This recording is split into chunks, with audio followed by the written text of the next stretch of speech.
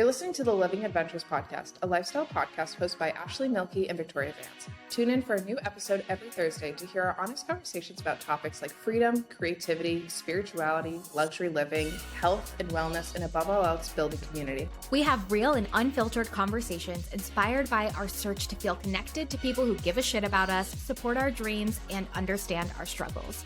Our mission is to provide you with the tools, guidance, and motivation to navigate any moment in your life with the lens of your neurodivergent mind, with a community who gets you. Adventure on. Hello, and welcome back to another episode of the Living Adventures podcast. I'm your host, ashleymielke, here with Victoriavance. And we're super excited. Today's podcast episode is all about ADHD medication. That's a big, hefty topic. I'm not medicated, so you'll get the perspective of a pre-medicated person and a has always been medicated her whole life person from Victoria. So that'll be super interesting. But of course, we have to start with the hyperfixation of the week. And I think we have the same one. I don't know if we do, but mine is the gem by number thing. Me and Victoria went shopping this weekend because we're building a gingerbread mansion this weekend. And so we bought candy and stuff. And then we were in the craft aisle of Target and we saw these like paint by number, but not like a little kid, like big canvases. And they look so cool. So I got a gem by number where you take these little, basically, you know how you could like bedazzle things? It's like the little bedazzles. And you put them by number, and it's like, it's taken me forever to get like 3 rows done, like hours upon hours. And I'm so excited because that is literally the hyper focus of the week. I'm going to be doing this all week long. Oh, I've been painting. I didn't get the gem one. The gem one is a lot like if you're into like diamond painting, it's basically the same exact thing, but like smaller scale and like a little bit different. I've just been doing regular old painting by number, and it's been so fun. But that actually wasn't going to be my hyperfixation. But, like, I'm doing that every night. So normally, like, you get all of your stuff done, and then you're like, okay, now what do I do? Like, it's 6 o'clock. I don't want to go to bed, or it's 7 o'clock. And then I just paint for 2 hours. So fun. Nice. Yeah. I'm liking it.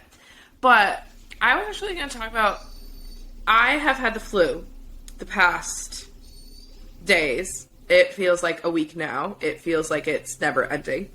And there's a food that I've been eating besides soup. And I don't know if it tastes good to my regular palate, but it's tasted really good while I'm sick. And I think it might actually be disgusting, but I'm liking it right now. So I'm going to tell everyone about it. And so I've been eating a sandwich. Now I've been eating it with sourdough bread because I love sourdough bread. I have not been making the bread. I just buy it. Then, on one side of the sandwich, I put whole seed mustard. On the other side, mayo. And then I do chicken salad.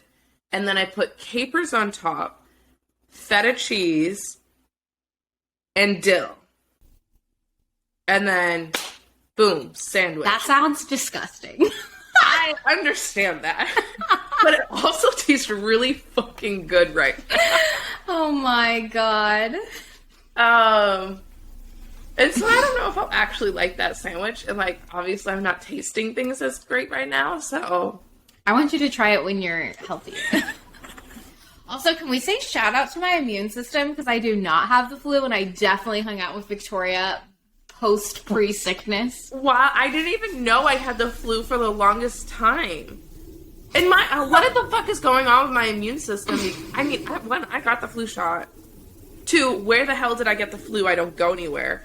I genuinely did 5 minutes I spent in the hospital with my mom. Oh, yikes.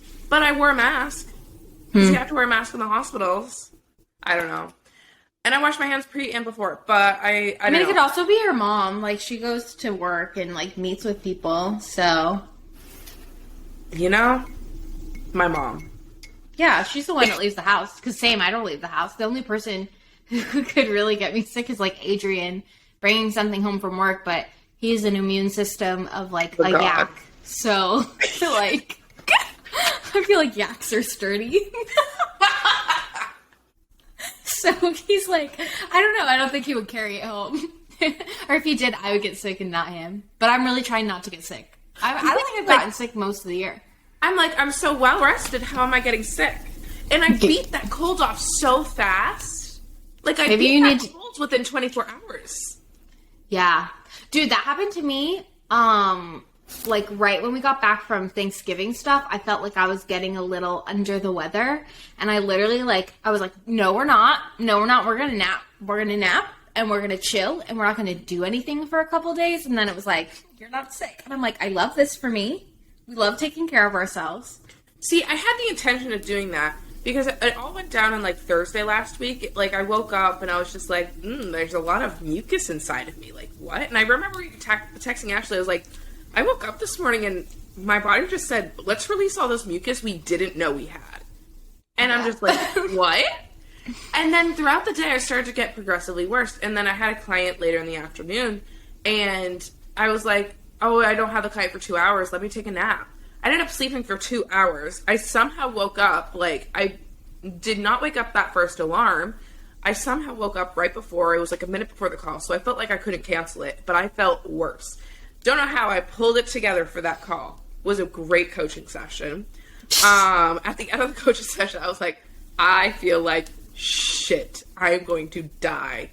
And then I just did nothing the rest of the night and, like, slept and everything. And then it's just been worse and worse and worse. But yesterday was my day that I felt the worst I'd had ever felt in the morning. And then ended the day feeling the best I'd ever felt. And now I feel pretty good again. I'm just congested. Yeah. I assume no cycling today, right? Yeah, because I don't want to push myself. Yeah, I wouldn't do that. We skip it. All right. Well, that's on hyperfixations. So let's get into the meat and potatoes of this week, which is ADHD medications. And the reason this came up is because last week, I had my first meeting with a psychiatrist to talk about ADHD medications and stuff like that. And we haven't started on meds or anything because that initial call was mostly just like him learning about me and my background and my family history and like seeing what the family history is like to see like how medications might impact me. And my dad has some heart stuff, so I had to go get a physical first since it's like telehealth. I had to go get a physical in person to make sure my heart's okay, my heart's good, and then in January we're going to talk about medications and stuff like that. So that's how we came about. Yeah. And I have my med appointment today. Oh, what did we, you should ask her about the blood test thing. Because Victoria's been telling me that, I want to hear too about your experience, Victoria, testing different ADHD medications, if you can remember. Because I think like a lot of people have bad experiences when they take like the wrong medication, and it's hard to find the right medication from my understanding. But Victoria was telling me like there's this blood test that you can take, and then that helps you narrow it down to like the 2 best ADHD meds. So like, what was it like for you when you were like testing different things? So I want to say on the blood test, I've never had it done. I've had clients who've had it done, and it's not just testing like ADHD meds. They can test a bunch of things, and this can be good for like depression medication, anxiety medication, blah, blah, blah. I've never had it done. I don't know what the test is actually called. Some places do it, some places don't. Sometimes insurance covers it, sometimes it doesn't. Insurance is just a thing of itself in America. We know that. But it can help you what the full testing does, I'm not fully versed on this. I am very much not a doctor. None of this shit is medical advice that we're about to say today. But this is just kind of like our experience. What my knowledge of this is it can help you test in this blood test of like how you're going to react to certain ones based off of like things going on in your body and whatever. What exactly they are all testing for in this blood test, I have literally no idea. All I know is that I have had clients who've gotten it and then had seamlessly fast transitions with going on meds that were like suggested within that blood test or whatever. And it went a lot smoother. So if you're somebody who's had a lot of medical trauma, gaslighting, and experience, yes, it could be expensive, but it also could be beneficial for you as an option if you can are in a place where you can get that done. I know if you live in a rural place, that's going to be even harder. But if you have that option to help you and make the process easier for yourself and you need that it is an option. It's not talked about a lot. Incoming to you with Victoria from the genetic testing thing. I want to clarify some things that I said because I just had my psychiatrist appointment, asked her about it, and I want to give you all the best information that I possibly can. So that testing is called genetic testing. And what they are really testing for in that blood test is how you metabolize things and your kind of gene code for how it all works. And this helps a lot for if people have tried a lot of meds and have had issues on them and they're not understanding, like they have to up their dose or what to do. It's not always necessarily to find the right pill. And so I just want to clarify that. And a lot of it is used to find the right dose and the right use for the medications. And it's very interesting, but just want to clarify that for you all. Second thing, I can go into my entire med journey.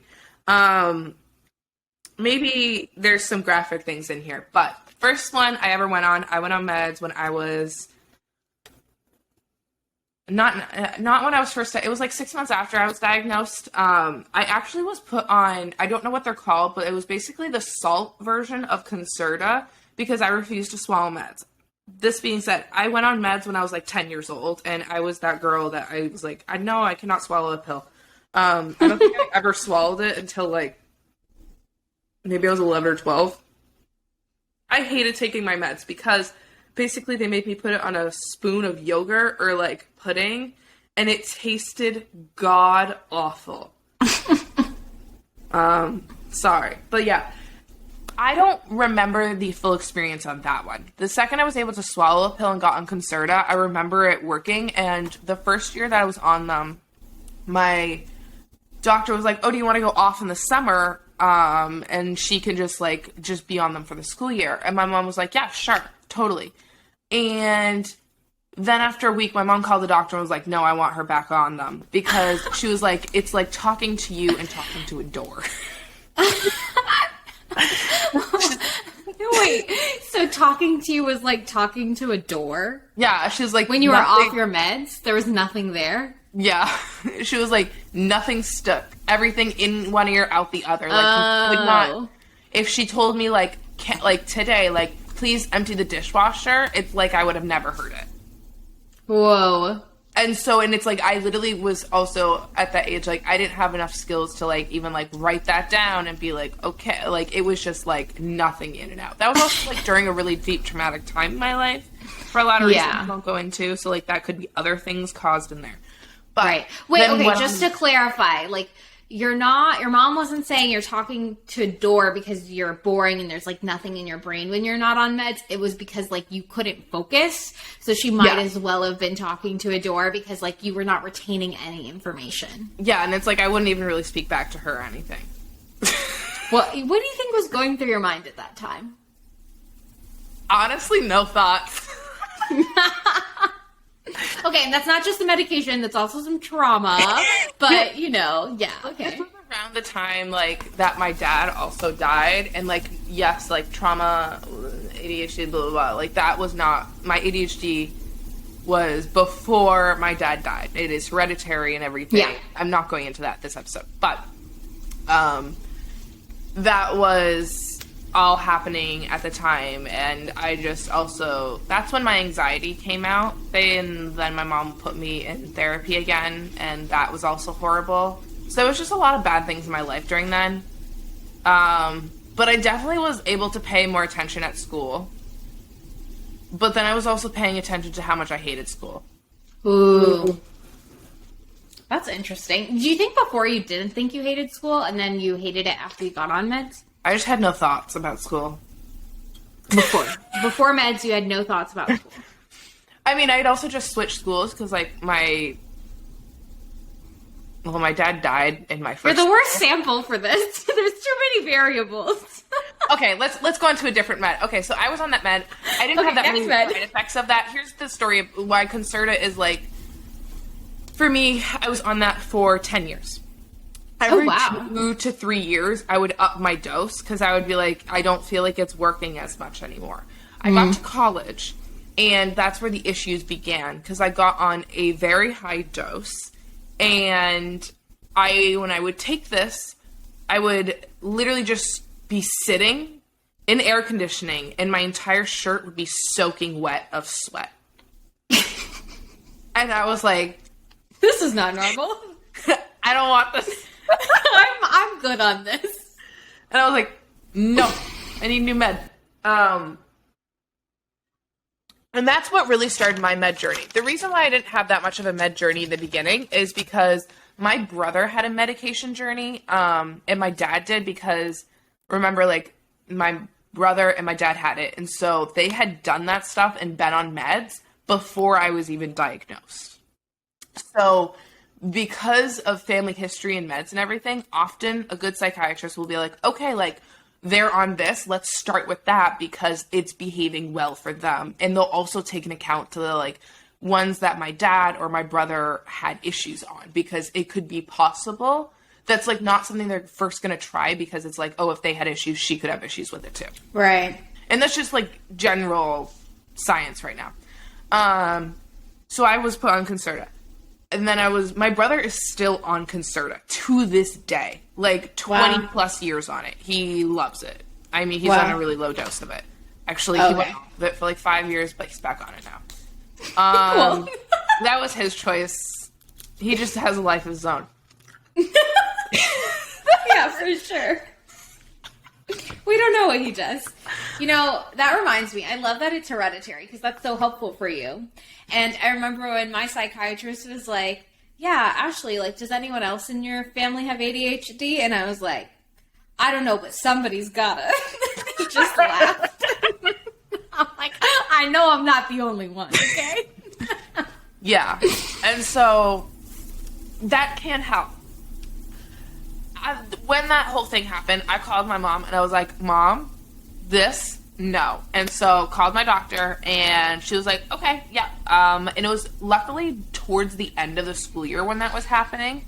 And so I kind of just finished out them on that med. By the way, it was like 2 weeks left. And so that was my only issue. And like, though it really sucked, some days it was worse than others and everything. I just kind of stuck that to get to the end of the year. And then summer was happening, so I could like really just focus on changing my meds. The first one I went on after that, I went on Adderall XR. That one, XR means extended release. So that is like a 6 to 8 hour releasing one. Well, it depends on the person, how long it lasts in your system, but that's like how it's said to be. That one gave me insanely locked jaw where like I literally couldn't eat any crunchy foods because my teeth were in so much pain from clenching my jaw 24/7. Wow. And so I was like, nope. The next one I went on, was Wellbutrin. This one was the worst I've ever tried. For people who don't know, Wellbutrin also is used for treating depression. This one made me suicidal. I'm not gonna lie. It was really hard. It was a really horrible experience. I didn't understand and correlate that was happening because of the med, and so that was terrible. I won't go into that, but no attempts or anything. Nothing really, really bad happened, but it was just not a good time. Got off of that one immediately. Next day, felt better, and I was like, whoa, life is pretty cool again.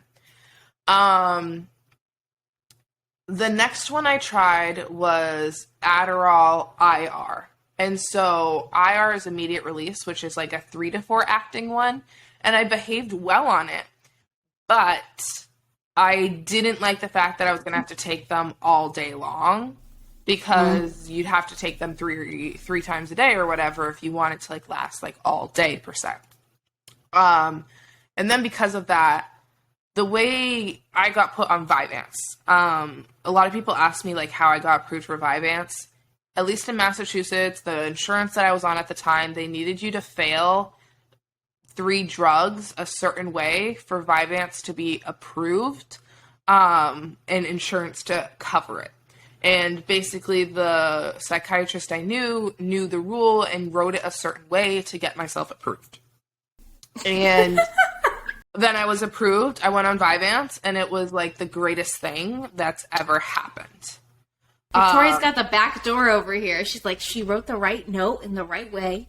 I don't know what it is. If you're asking me what it is, I don't know. I learned this because a few years later, my ex-boyfriend got diagnosed because my mom was like, dude, you know you have ADHD.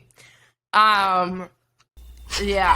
And then sent him to a doctor, and then they tried to put him on Vyvanse. Insurance didn't cover it. He paid for it out of pocket. But like, and then the next month, my mom was like, "Oh no, you need to ask for them and get like the 3 thing." And then they did that, and then he got approved for it, and then Anyways, Vyvanse is great, in my opinion. It works really well for me. I have any side effects on it. Yeah. Okay, so let's do a little recap because I think this is interesting. If we're like looking at Victoria's journey, like there's a lot of self-awareness, right? Like you're like, okay, how am I feeling? I'm feeling really sweaty. Why is that happening? I'm feeling little depressive, little suicidal. Why is that happening? I don't like that I have to take this medication so many times in a day. I like how this one makes me feel. So like there was a lot of like, sounds like self-assessment for you to figure out, okay, like how am I feeling? What is changing? It's almost like you had to also kind of know like what was the baseline of your life to see what the changes were. So I'm curious when it comes to like Vyvanse, you're like, oh, I like this one. I like how I feel on it. And there's no symptoms. So I think that's the biggest thing to note is like, you're not coming at the end of the day feeling a certain way. What does it make you feel that you're like, okay, this is the one? That's a really great question. It really feels like in my mind, when the meds hit, it's like a light switch is just turned on in my brain. And it's like, little neurons firing, and it's like, we got this. It's go time, baby. That being said, I did have to learn how to rest on meds because meds can burn you out. That is something we can address. But yeah. I knew it was the right one because it's like, I'm able to eat on my meds. I'm able to, like, that's very common for when people get on ADHD meds, that they will now forget to eat because it's like, oh my gosh, and I'm working, and a lot of people will not get hungry on their medication. And some people will choose to learn how to like eat and not be hungry and everything. So it's also learning your body's cues. And sometimes when we're on the stimulant, we have so much ability and feel like I feel so behind on everything. And so now you feel like you have to always get ahead. And so there's not really a break in that period that then like you switch in that mindset of like, okay, I can tolerate things as when they come, and you're just always trying to catch up still.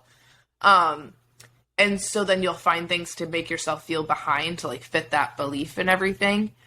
But a lot of like food just goes out the window. So then you can get really nauseous on them and everything, which then that's an issue. I understand this is very popular with Vyvanse.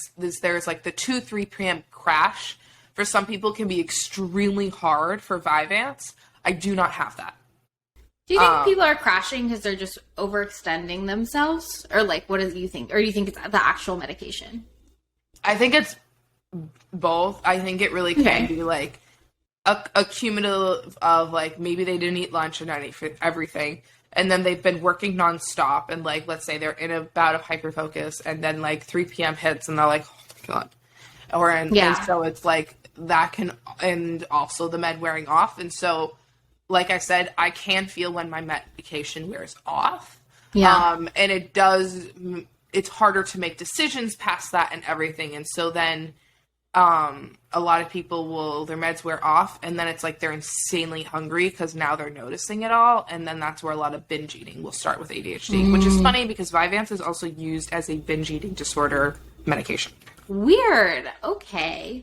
Yeah, so one of my concerns about starting medication is obviously the wild, wild west of TikTok has a lot of opinions about medications. And lately I've been seeing a lot of people, specifically, there's this one creator that I follow, and she was on ADHD meds, I don't know what kind, for like 8 months. And then she just made the decision to come off of them because she said she was really burnt out. She wasn't creative anymore, and she used to feel way more creative and inspired. She didn't have an appetite. And so part of me always wonders, like, oh, are meds, like, actually, like, that bad? Or is it, like, a bad med? Or is it, like, them not knowing how to manage that medication, right? Because, like, I even know, like, I've tried Adderall before, and in those times, like, it's like, zoom, like you said, like, I am laser focused. I feel like a superhuman. I can do anything in the world. I am ready to go. But the first time I tried it, I was like so ready to go that I did all the things that I could possibly ever do for like 6 hours straight. And then I was like, my body just like crashed because it's like, holy moly, how could I be focused for that long? I hated it. But I loved it. I loved it so much. Something with that also is like, okay, that it is a stimulant medication. It does work different in people with ADHD. Like, we know this, but it is something new, and it's almost like novelty. And so when people go on their meds at first, they'll feel, oh my gosh, I have it so together. I have so much energy. I can keep going and going. And this can cause to a lot of burnout. And then, like, let's say a month or 2 months later, they can be like, it's not working anymore. I don't feel as much that I felt then, and request higher doses. Now, sometimes you do need this and everything, but not all the time. And so I find like a lot of people have been on way too high of doses. I'm not a doctor, but I mean, I've talked to my doctor about this because I'm like, I see all this online. Like, what do you think this means? She's like, I genuinely think people, like, too many people are on way too high of doses because they think they have severe ADHD, but there's just other things that we're not working on.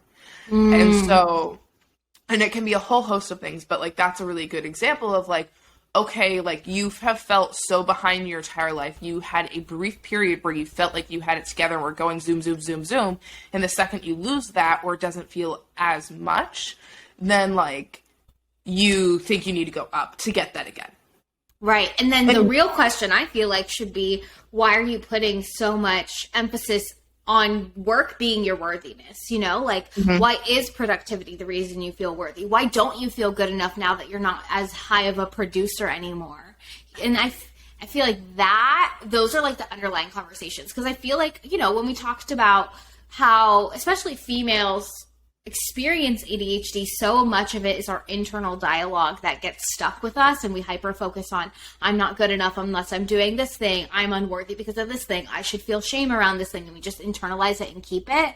And it's almost like I see it play out as like, if that's not addressed, it's almost like that can become emphasized with your med experience. And that's why I think, and I say, like, medications can be a great tool in the toolbox and a great, like, igniter to do the rest of the work. And it's like, I don't like when people are like, oh no, I need to do workbooks with you for 6 months first and build these skills. And it's like, you're a great example of this, actually, because it's like, for me to be able to do all of the work and set up everything that I needed the meds to be able to do that. For you, you did all of that, and now you're bringing on the meds as like a final-ish measure to help yourself.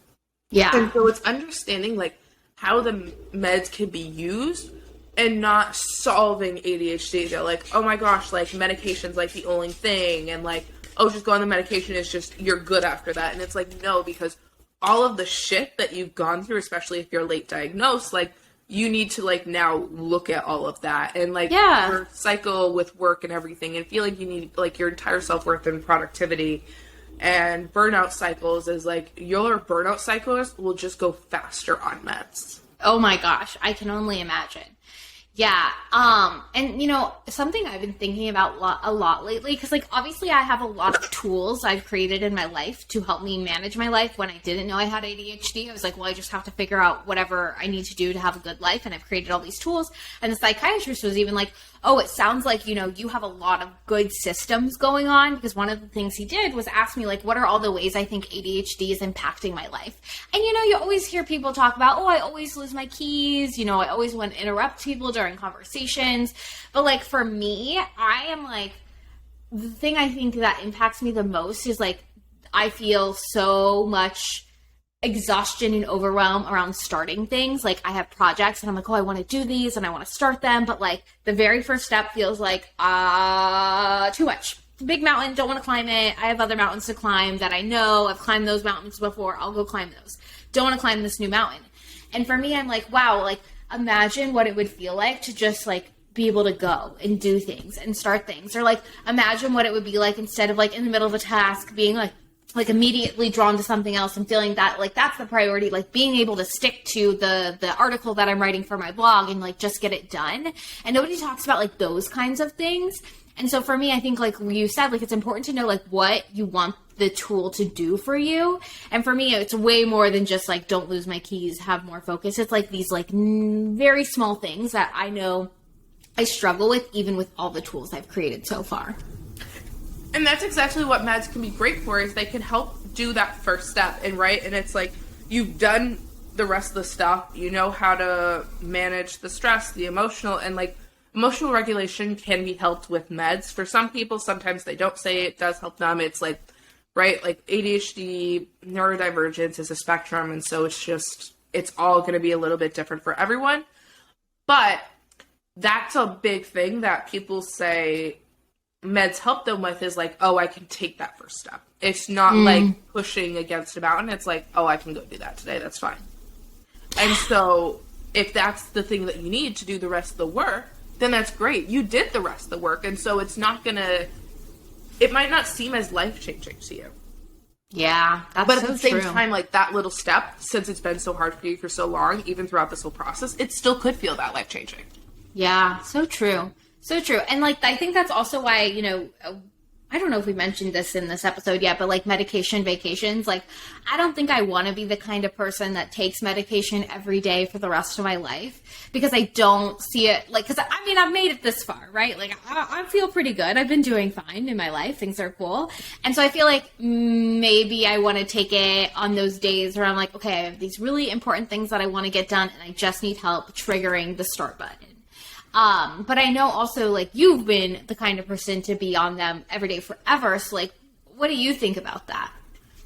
I have always been, up until recently, medication all day, every day. And it's only till recently I'm starting to change my opinion on that. And I actually was, like, during Mexico, had issues with getting my meds and everything. And I actually wasn't on Vyvanse for a whole month and a half. Crazy. And was just taking Adderall IR. And I also don't work as much anymore, and that's been on like doing more rest and everything, and rethinking how I work, and a lot of things have been going on. And I was doing really well in Mexico, I thought. Without the Vyvanse. When I got back, I continued to not take the Vyvanse without telling my mom to see if she would notice, because my mom sees it different than I do, and I know that, and it's because she's known me for so long and everything. And after a few days, I was like, have you noticed I'm not taking my meds? And she was like, yeah. Can you freaking start taking them again?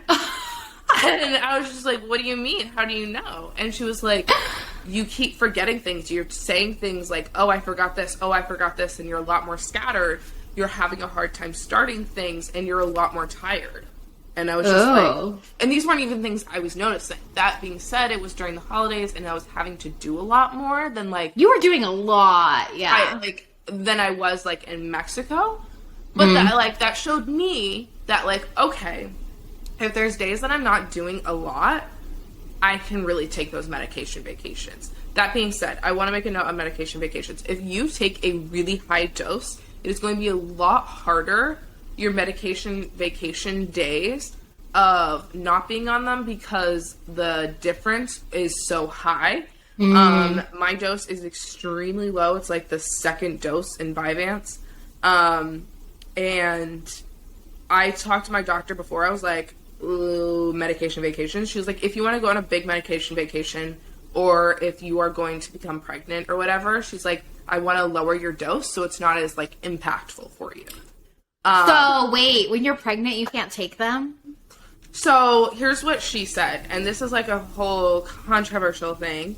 Some people still take them because they literally cannot without them. Yeah. It can cause birth issues, blah, blah, blah. Oh, I don't know how heavy this is researched and blah, blah, blah. I have no idea. Yeah. I also know if you are doing egg removal, whatever that process is. Yeah, egg retrieval. You're supposed to be off of them. I mean, I'm like, okay, maybe I should never get on them ever, so I never have to deal with it. I'll just live my life the way I've been living it. Like, anybody else feel like who's not on meds yet? Oh my god. And so, there is that. That being said, if like you don't take it for one day, for me, because the dose isn't that much of a difference, I've built a lot of my life, it's not as hard. I can get the moving pieces a bit faster. Some parts will be as harder. For me, if I have to drive a long distance, not taking my meds does impact me. This was the greatest thing I've ever learned about you, because one time Victoria did forget to take her meds, and she did have to drive very far. I'm talking, she drove us to was that the White Mountains Day? No, that was a different mountain. We went to a mountain that was like an hour and a half away or something, and I was scared for my life, and I was like, this is oddly familiar. It's very reminiscent of, me driving. Me. I'm not a bad driver, guys. My whole life, I thought I was a horrible driver. I just am undiagnosed ADHD, non-medicated, trying to focus and drive, and it's a horrible experience. Caused lots of car crashes throughout my life. Maybe not all of them were my fault. Some of them were my fault. But wow, who would have thought you just need meds and maybe you'd be a better driver? That's crazy. Yeah, and like I was having such a hard time at the wheel that day. Like driving back, I was so tired. Keeping my eyes open and the sun was so warm. Oh my god, I wanted to sleep so bad. For me, there's certain days where meds are important. But now I'm like, if there's days where I'm having like a chill day or whatever, or like when I'm sick, I won't take my meds. It's kind of talked about with that because especially if you're taking vitamin C does impact the uptake of most stimulant medications. I don't know if this is true for non-stimulant ADHD meds. I've only been on stimulant ones. I wanted that to be said during this. But if you're taking vitamin C, like you should have your meds like an hour later. But, I mean, if I'm sick, I'm not really going to take my meds because I'm not going to do anything anyways. And it's also your period and ADHD. I have asked this to my doctor about the whole thing. A lot of people say that their ADHD medication doesn't work when they're on their period. I do not experience this or anything. But I asked my doctor about it. I was like, a lot of people are asking me to talk on this. Like, what? And she was like, I have heard a lot of people saying this. What I find in my clients working on this is because they now have the ADHD meds, they're now seeing clearly the PMS. Oh. And now they need to work on the PMS symptoms. It's not necessarily their ADHD symptoms, but it's like things on top of each other. And so it's not that their ADHD is necessarily worse. It's that other things are occurring. And so like maybe the emotional dysregulation is happening faster. And so it can like trigger some symptoms and everything. Mm-hmm. She says, depending on the client, she'll suggest to take their medications the whole time. Some people, I will say, I know my coach, she takes like the first 2 or 3 days off and then starts taking them just because she has a harder time resting on her meds. Mm-hmm. And so like learning how to rest or not rest on your meds is an interesting journey to go on. Yeah. It almost sounds like medication, it sounds like ADHD is like a fog. And we are little cities that are fogged. And when you take the medication, the fog is removed. And if there's garbage on the street and you haven't been able to see the garbage because it was just such a thick, dense fog, you're going to start seeing the garbage. And then you're going to have an opportunity to clean up the garbage and do what you want with it. But it's easy to say, oh, I added this thing in, so now that must mean the garbage is from this new thing, and not that the garbage always existed and you couldn't see it before. Mm-hmm. That's fascinating.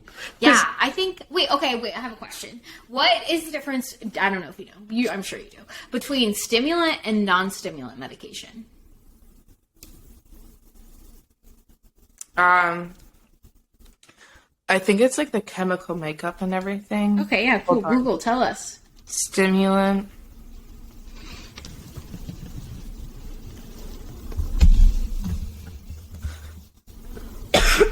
Okay, so stimulant medications work by increasing the amount of neurotransmitters such as dopamine, norepinephrine, and serotonin sent into the brain, as well as stopping them from being degraded. Non-stimulant medications work on similar neurotransmitters by decreasing their degradation. I don't know how to say that word. Degradation in the brain. Okay, so stimulants send extra dopamine, serotonin to your brain. Non-stimulants just keep them from degrading. Yeah. Also, if people want to talk about supplements for ADHD... Oh, you hate them. I talked to my doctor about these because company reached out to me wanting me to promote them. I said no, especially after talking to my doctor. And a lot of people wants to talk about, do you do it and everything. Also, anxiety meds. I'm not on any anxiety medication. No anxiety medication ever worked. And they caused a lot of issues. Also, they cause a lot of jaw clenching and everything and bad symptoms. Anyways, here's what I talked to my doctor about. She said ashwagandha, a lot of people promote it for ADHD. It can actually cause overstimulation for a lot of people with ADHD, especially when they're on a stimulant. And also that next one, fish oil. Fish oil is something you want to spend your money on. She says Nordic Naturals is a pretty good company. The reason you want to spend your money on fish oil pills is because they oxidize really fast. So if you're buying them from like this massive warehouse and everything and like your local grocery store, a lot of them will be oxidized and they'll be like a couple of years old. Like you want to get really fresh fish oil. Wait, why are fish oils good for ADHD? They promote like good brain chemistry, I think. Yeah, the omega-3s and whatever. Oh, Okay. I have an entire thing on omega-3s. Omega-3s are really good for your brain. Should I pull up the document of why they're good for your brain? Sure, why not? Okay, so they provide the starting point for making hormones that regulate blood clotting, contraction, and relaxation of artery walls and inflammation. They affect the function of the cell receptors and the membranes. Lower heart disease. And they help with managing blood sugar. But I think your general stance is no supplements, right? Like other than like supplements. Okay. I'm saying if you ashwagandha. take supplements. Understand you need to do a lot more. I hate the thing of do your research, but like you do need to learn a lot more. The other thing is in the medication that I was asked to promote and everything, they had, what's it called? Let me just look up this. Oceanics is a new like microbiome. Nootropic? Oh. Nootropics, yeah. Nootropics are other stuff for ADHD. Like they're basically supplements. It's an algae. So these algae, there's no studies yet if they actually do good things. Oh. So that's that. Vitamin B6, vitamin B12, very good for anybody. I love those. B12 is also a really great supplement to help with seasonal depression. B12 and B6 are the reason why I was obsessed with Celsius until I learned it had horrible ingredients that were making people sick, making Victoria nauseous. Because I swear, it's like whenever I took a sip of Celsius, and I'm not promoting Celsius, I'm promoting B12, B6, it was like happy juice. I was like immediately happy, and I'm like, oh my gosh, if anything has B12 and B6 in it, I know I'm gonna have a great day. Yeah. I mean, you could take those just as supplements and get that. I know, it's just shots. I should. Well, they have the little like juice shots that you take with B12, B6 in it, and I'm like, I should do that because it's so happy. Happy times.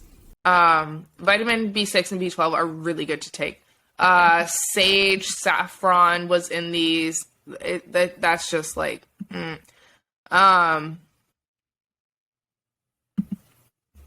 yeah. Anyways, so that's important to know and like realize. Also, I will say on the sweating thing, because a client then also asked me about this.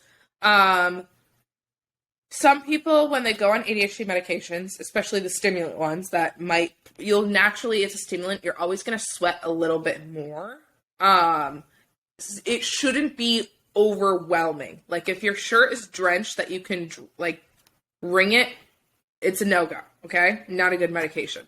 But I had another client who's dealing with that. And so then I was like, I kind of noticed this when I first started, but it's been so long. I'm just like used to it. The reason being is because your bacterial flora is changing, when you're on the stimulant medication. And so it usually can go away for most people within a few months. That's why like I might not notice it anymore. The next thing is to get an acidic body wash can help you get rid of it. And so like just wash your armpits with like an acidic body wash and you should be, acidic does not mean like it should cause you pain. I want that to be said. More like an acidic smelling one, like citrus one, like oranges, lemons, vibe. Yeah, passion fruit, something like that. And it should be able to like help you get rid of that certain bacterial flora that is given to you when you're taking stimulant medication. Fascinating. Hot take from Sydney. Wow. Okay. Interesting. There also is, if you really want to go down the route of wanting to do the nootropics or what's it called, supplements and whatever, I would really try and talk to a doctor about it. I'm not saying against it, but there actually are doctors that like do that. The practice I go to now, Ashley is going to, they have 3 doctors, and one of them basically will do like the supplements and everything. That's why all of them are well versed and they can like talk to her about that. And I mean, I don't know, I don't actually go to them, so I don't know if they do other things, but I know they do specialize in all the supplements and everything for a lot of diseases. I know that is also not every single doctor.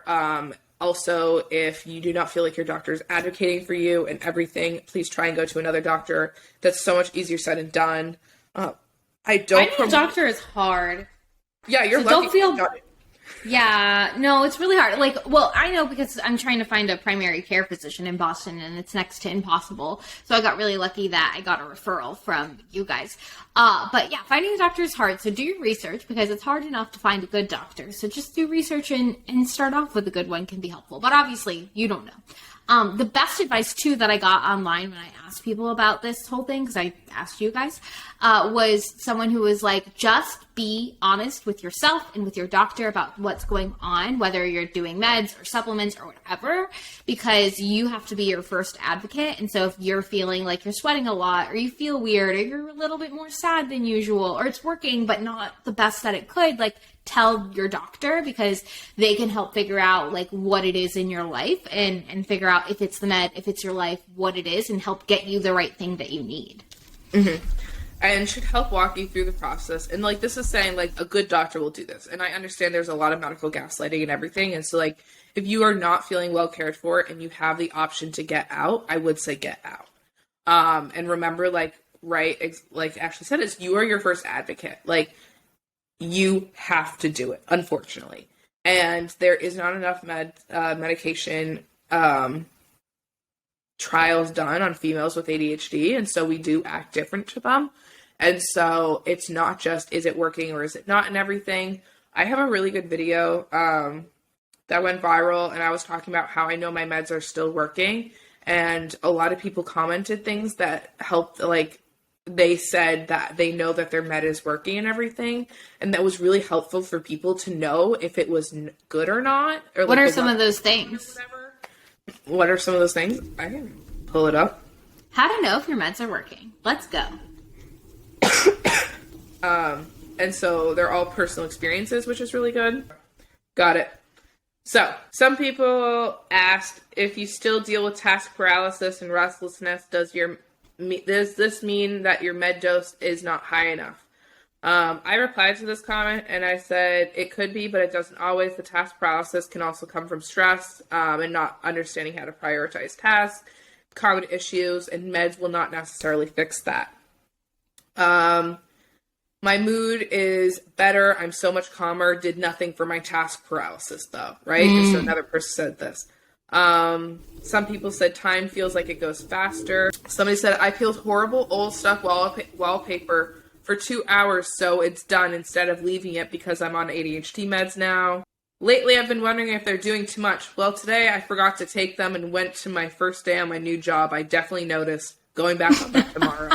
I always think that's so funny when people take a day off from their meds. It's a lot like when people take days off of their depression medication. And then like, they go I'm fine. they're like, oh my God, there's happiness again. Oh my gosh. Yeah, that's like when people are like, I'm good, I don't need my meds anymore. And then they're like, ooh. People said they had easier time task switching. For me, the ability to control impulse and regulate my emotions was the most obvious thing.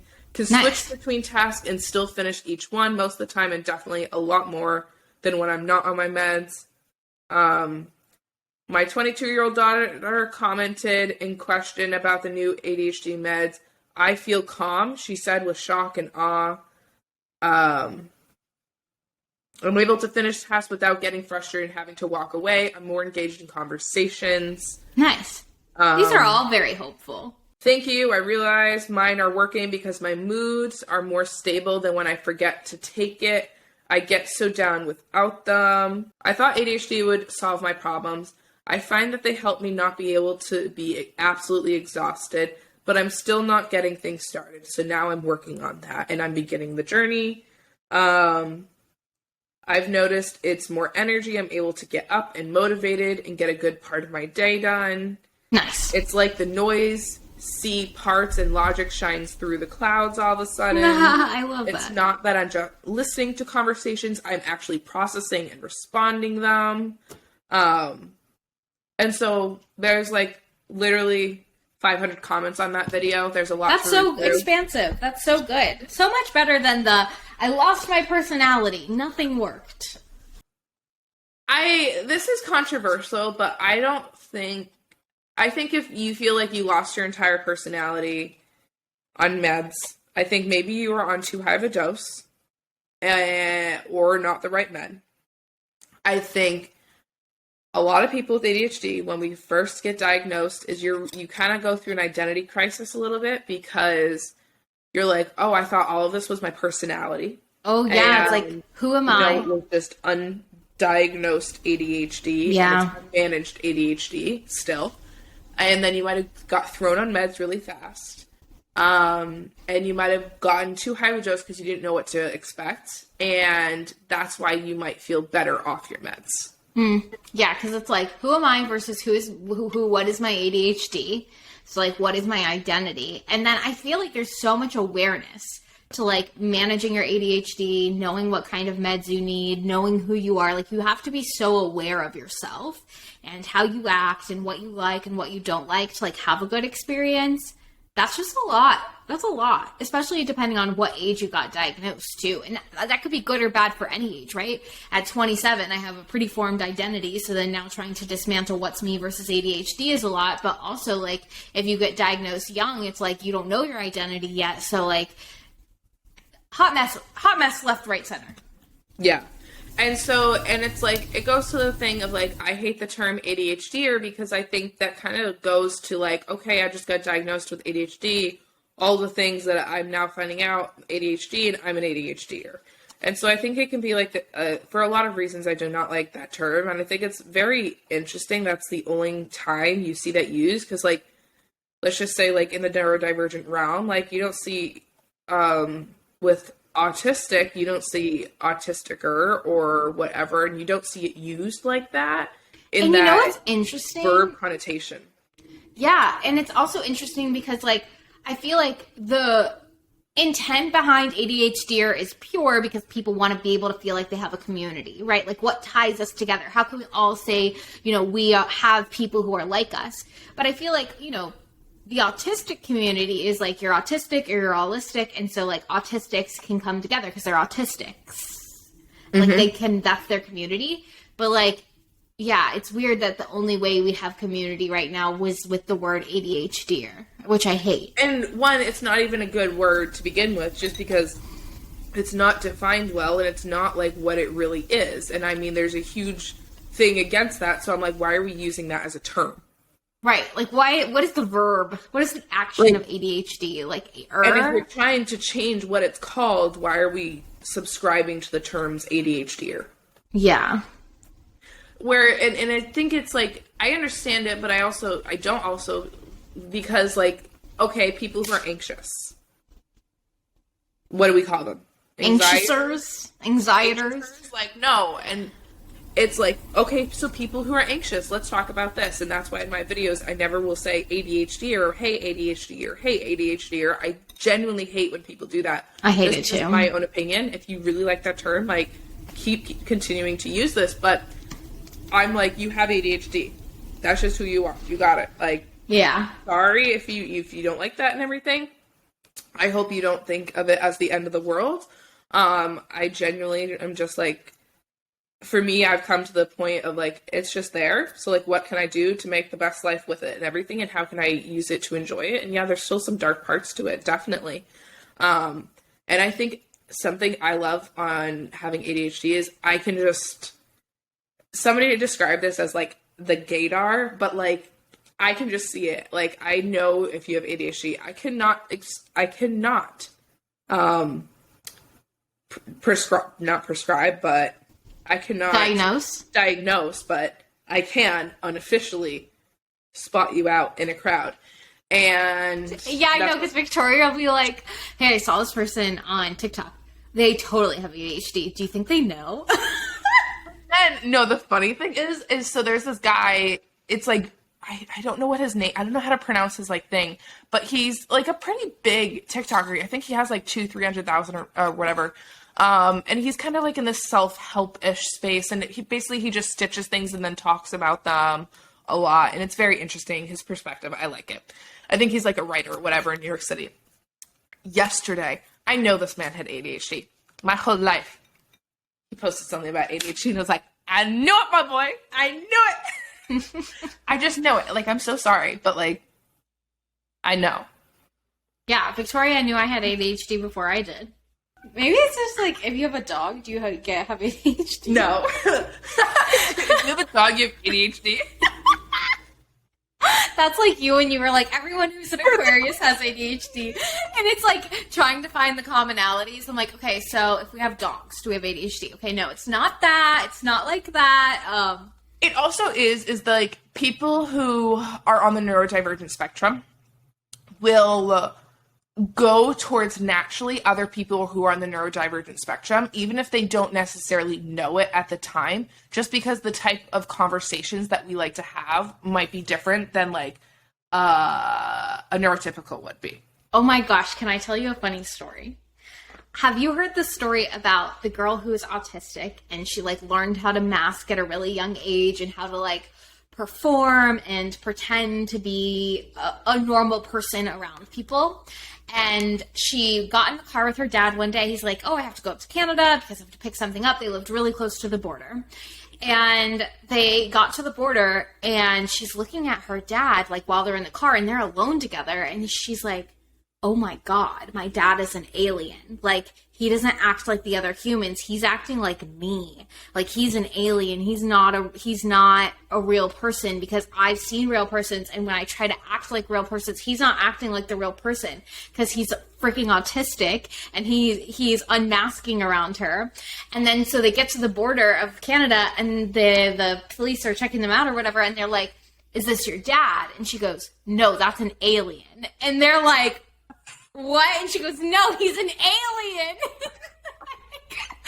And then that whole thing happens. But I just thought that's so funny because, like, you know, they're talking about how we're drawn to each other, but, like, her experience as a child, she hadn't experienced anyone who told her they were like her.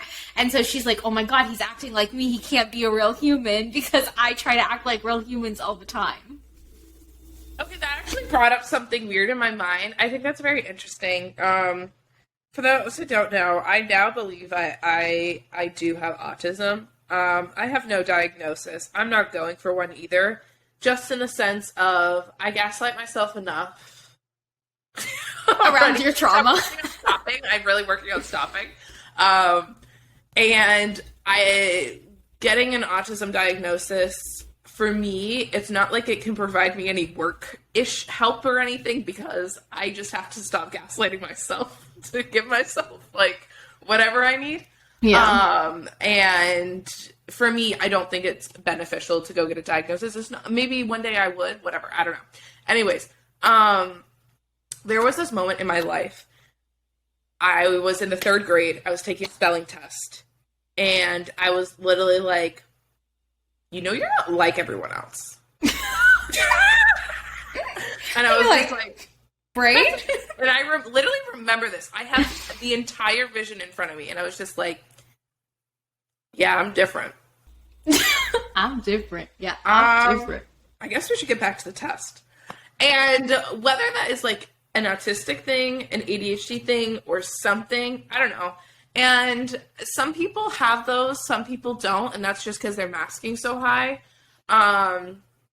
And then I told my mom I think I have autism, and then I was talking about my experience and everything with it, and she was like, I think your dad had autism, and your grandfather definitely has autism. And I was just like... Vibes. Yeah. So your dad too was an alien. Yeah, no, my dad was definitely an alien, and my grandfather, and that's why I fit in with them so well. So yeah. Wow. That's interesting. I don't know if my brother has it. Fascinating. Fascinating. We should all see doctors more often, I suppose. No. She said no. She said no, just... All doctors are good doctors. And That's true. Just a lot of self-evaluation can really help you understand a lot about yourself. Whatever, you get the point. Yeah. Okay. Well, I guess if anybody has questions about ADHD meds or wants to share their experience, please do so on the Living Adventures Co. Instagram. Comment and tell us about your experience. And also, if you have questions, ask. Not me, probably Victoria. If you want someone to relate to you on getting getting meds or not, I'm the one to talk to because we'll see what happens on this ride. Any other thoughts on meds? Don't mail your meds with the USPS. Yeah, especially not to Mexico because they will get stolen. Because those are probably worth a ton of money. I mean, Vyvanse is worth a lot in the U.S. market. Imagine Mexico and imagine your AirPods. $700. So, $700 for one pill or for a bottle? Also, fun fact, if you have ADHD meds, you cannot bring ADHD meds to Japan at all. You will get arrested. Wild. Girl did it. She got 25 days in prison until the U.S. State Department got her out. Oh my gosh. So it could have been other countries. So make sure you look that up. Because I definitely didn't before I went, and I probably should have. So is it illegal in Mexico to take meds there? It's Mexico. No. She said it's Mexico. I'm sorry, that was a moment. But no, Mexico, it's fine. But in Europe, with ADHD meds, you are for stimulants, you are supposed to have a doctor's note. Fascinating. You have to carry it around with you. Or no, you carry it when you travel. Airport security that they're on about. That's where the arrests happen and everything. Mm-hmm. But yeah, and you're supposed to keep them not in your luggage. You're supposed to keep them on your carry-on or your personal bag or whatever. I just want to say that for anybody who may be choosing to travel in the year of 2023 to other countries, like I hopefully am, and could get into these situations. That is what I've learned recently. Fascinating. All right, cool. Well, that's on ADHD meds. Let's wrap this bad boy up with a client story. I can go first because we talked a little bit about burnout and ADHD meds, so I thought this story would tie in nicely. And I've talked about this this week on my socials, but the theme of the new year when it comes to work is not burning out. Burning out is canceled. We're not doing that anymore. So if you're someone who is on meds, start to analyze how you work, how you think about work, how often you're working, how you feel when you work, how you feel when you're not working. Because something I'm running into with a lot of my clients is they've built really successful businesses. I'm talking I had a client reach out to me this week and she's like, oh my God, I've been making $7,000 a month every single month this year. And I'm like, yay, that's so cool. And she's like, but I burnt myself out and I'm tired of burning myself out and I don't know how to stop burning myself out. And I feel really, really stuck. So right now what we have to basically do is not think about her current business at all, reimagine what she wants her life to look like realistically. If money was an option, wasn't a problem, what would she be doing? And then build a business model that supports that. And so it's not a win of a story this week, but it is a realization that you can change course at any time, what you're doing, and you can say, what do I actually want at any time, especially if it's an effort to build something that doesn't burn you out, where you're not working a ton of hours, but you're still getting a lot of reward. I think a lot of creatives and a lot of entrepreneurs fall into the trap of working hourly and spending, thinking that if they put in more hours, they'll make more money because that's kind of what the system of capitalism taught us. But in reality, that's not true. And just because you work a lot doesn't mean you're going to make a lot. And just because you rest a lot doesn't mean you won't make a lot of money. And that is something that even Victoria and I have been learning over the past month. And it's a really lovely lesson to learn that you can rest and still be successful and still have money and still go viral and still thrive and still have people listen to your podcast. You can be the priority. And so that's something I've been working on with my clients, and I will continue to work on with clients in 2023, because in 2023 we're not burning out and we are the priorities, not money or anything else. I saw a really amazing TikTok yesterday, and it was like this girl, and she was like, when I realized that I'm an artist, I am a thinker, and I cannot work under the conventional capitalism. And she lights what's the thing? A lighter? Lights a lighter? I can't even think of that. Anyways, and then she like does like a transition, and it was like explaining this to my parents. And then my immediate thought was they're gonna it out. Oh. And you know the video goes, protects the light. And I was like, oh my goodness. The metaphor, she really is an artist. That was art that I just witnessed. Just like, wow. And then the comments, oh my god, I was dying because the top comments were like, trauma when we triggered. all thought they were going to blur the light out, and we're all out here crying with toxic trauma. I know. It's so true. And actually, something I learned this week actually through doing our TBM work is it's really easy to think you're prioritizing yourself and then not. It's really easy to gaslight yourself into being like, I even think of myself like, oh, like I do a 2-hour morning routine, I cook breakfast, I journal, I meditate, I'm taking care of myself. But then if that's the only time I'm prioritizing myself and there's this whole other day where other people become before me, of course I'm going to burn myself out. And so for her to sit there and be like, no, I'm protecting this light, I'm protecting my creativity, I'm protecting the fact that I get to do things differently, that's prioritizing yourself. And so I think when it comes to overcoming burnout, you have to get honest with yourself about the ways that you're letting other things dictate your joy and your creativity, and until you realize where you're not prioritizing yourself and get honest about that, you're going to get stuck in the cycle of burnout and people pleasing. Yeah. And like that exactly. And like, it's something that my coach has said to me before multiple times is there's being present and then there's actually being present. And it's the same thing as like, you can be doing all the things and still not being present. You can be doing that whole morning routine and taking care of yourself and still not be working on that burnout cycle because there are deeper things that are causing that. Yeah, totally. And so relatable. Hashtag relatable. So journal prompt of the week. Where are you not prioritizing yourself in your life? Think of that, ladies and gentlemen. Yeah. Anyways, what about you?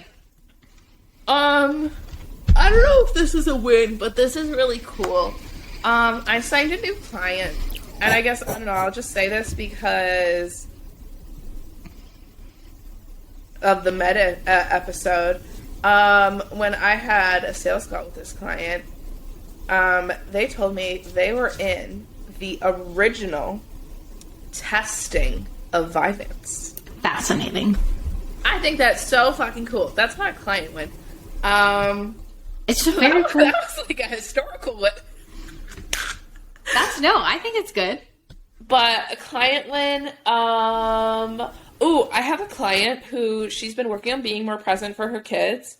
I don't know why I'm attracting this a lot right now, but a lot of my clients are parents who are wanting to be more present for their kids and like really push that generational thing and like really be there for them and just kind of like reimagining parenting for themselves, being there for themselves to be there for their kids and blah, blah, blah. I love it. I love doing that. That's cool. I'm not even a parent. I'm like, okay, I don't know why this is like what I'm doing right now.